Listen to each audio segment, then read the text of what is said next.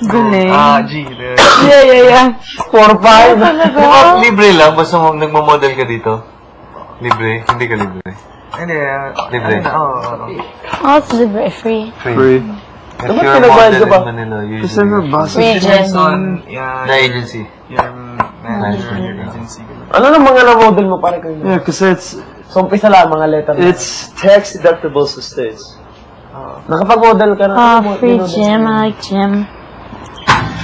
Yun! Walang video, pe. Wala. Yun. Sino yun? Oh, May nakita siya. Magandang gabi, bayan. Ako, si Wendy.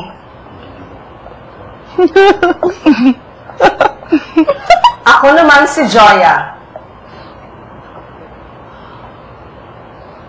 At ako naman po ang inyong lingkod na si Tol. At ito ang... Dito! Para sa ulo ng mga balita, narito ang isang eksklusibong report tungkol sa kaganapan sa bahay ng Team Wayo. Kigoy? Oh my God. tayo yan eh. Magandang gabi, kapamilya. Oh my God! Kapamilya nyo, ang ng Team White at High Voltage Team. Tungkol sa naganap pag-akyat ng hagdanan na may lubid sa ibabaw ng swimming pool. Katunayan, isang magandang babae sa Wayok ang masyadong nahihirapan sa pag-akyat ng lubid. Ito nga ay si Kim, samantalang si Chi naman ay nahulog pero bilig pa rin ako sa kanila dahil kanya nila ang pag-akyat kahit na marami na sa kanila ang nahulog sa swimming pool. Sa kabila nito, nakakabilib pa rin ang pagiging humble nilang lahat. Ang rather mini kontrabaton ay ang Team High Voltage. Noong gabi, isa pang Sobrang tanda yung mukha niya. Sa posibilidad na may lumabas sa kanila. Naramdaman din nila ang tensyon sa boses ni Kuya. Si Jessica ng Team Wayok ay naiyak pa ba siya dahil sa nangatakot na busis ni Kuya o may namimiss siya sa outside world. Ang prinsesa rin, ang Team High Voltage na si Windy ay napaluha sa takot rin. Ba ito sa busis ni Kuya o may namimiss rin siya sa outside world tulad ng jowa niya. Sa bandang muli, iniwan niya Jessica at Windy ang kanilang grupo at nananitili sila sa loob ng bahay ni Kuya. At yan, nagtatapos ang balitang hindi patro. How I Met Your Ako si Mother. Igoy, ang The kapamilya gay niya. guy with Magandang blonde gabi, hair. kapamilya. Oh, yeah. Galing. Nagkatawa. Iba yung mature. Mature. Super mature. Oh, okay. Here we go.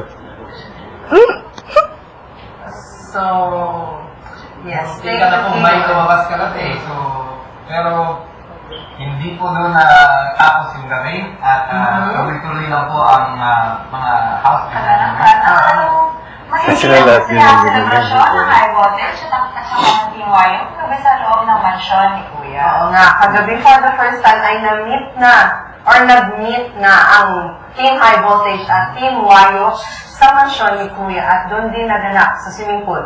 Yung sinasabi ni Kigoy na kauna-unahang mini battle sa linggong ito. Di ba yung, ang tawag doon,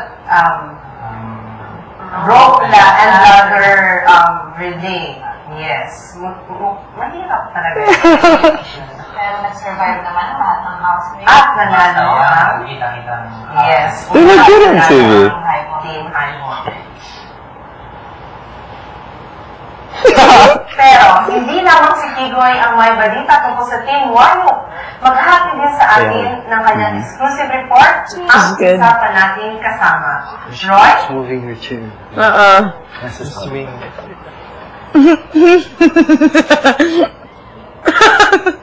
Okay, tsura ni Roy. Sabin. May dinaramdam. Isa sa mga malalakas na pambato ng Team Wayo pagdating sa mga pisikal na pagtutuos na si Kevin, ang kasalukuyan pa rin nagdaranas ng panghihina dahil kamakailan lang ay inatake siya ng matinding hyperacidity na nagdulot sa kanya ng matinding pananakit ng tiyan at pagsusuka na kamuntik na Galing ko yan. dahilan Yeah, but the para mic's too itakbo close siya to his sa face. hospital. Napag-alaman na ito lamang bisperas ng bagong taon, nangyari Masyado ang malapit nasabing yung- insidente na kung saan napakain ng sobra at napainom ng alak itong si Kevin na naging dahilan ng pag-atake ng karamdamang nabanggit. At ito ngang nakaraang mini contra battle na tinawag na ladder and rope na pinagwagian ng Team High Voltage ay napag-alamang mahina pa rin ng katawan ni Kevin. Kaya hindi niya masyadong nagampanan ang kanyang papel bilang isa sa mga malalakas na manlalaro ng Team Wayo. Ngayong umiinit ang laban ng Team High Voltage at Team Wayo, ang panghihina kaya ni Kevin ay makaapekto sa mga susunod na pagtutuos at isa sa mga dahilan ng muling pagkatalo ng Team Wayo. Malalaman natin na ang kasagutan sa muling paghaharap ng dalawang koponan. Ito si Roy ng BB Patrol. Galing. Kasi yung ano, yung masyado malapit sa bibig. Oo, sabihin natin sa kanila. Na? BB Patrollers Roy and Kigoy. Samantala, isa sa mainit na usapan ngayon sa Team Wayo ay ang makulay na personalidad ng isa sa kanilang kasama. So they're mixing the audio. Pero ano nga ba ang pagkatao ng kabila siya. Samahan niyo kami sa isang exclusive live interview ng aming kasama show reporter na si Denise. Denise, pasok! Nasa kabila siyang bahay.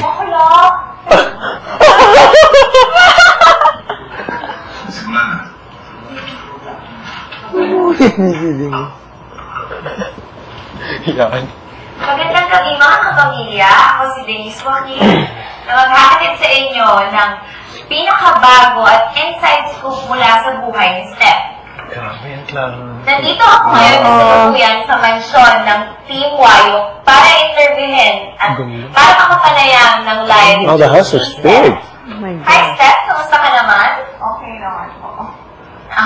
Okay, Yan, kaya kumusta sabi naman tawa ang ng tao. dito sa bahay? Maganda, masaya. Okay, so, meron lamang ako 10 katanungan para sa'yo. Gorgeous? Okay. Para sa unang tanong, sino nga ba si Steph sa outside world at sino si Steph dito sa loob ng bahay ni Kuya? Isa akong bakla daw. Ano? Since sa outside world, So loud when you hit me with a ano pad. ko dito? Ganun din ako sa outside world. Medyo may pagkamakla. And, yun. Ano ba ako dito? Sweetness daw. Yun, nurse. And, yun. Medyo Nurse siya? kadaldal din minsan. Kanina. Sinabi sa So, ikaw ay ang kanilang Sinabi, sweet nurse hindi ko dito sa loob ng bahay. So, caring ka. Very thoughtful ka ng bahay. Nalaman ko lang kanina. Medyo. Okay.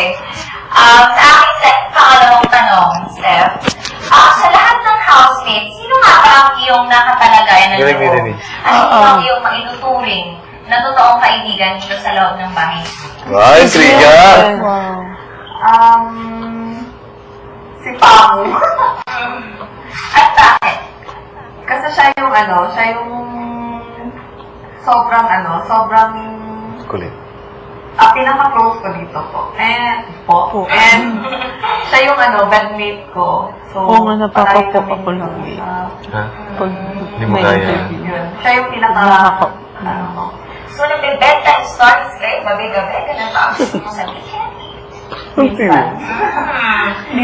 She's so good. Saan yung mga pinag-uusapan niyo gabi-gabi? Ridiculous. Love life ni Pamu eh. Joke.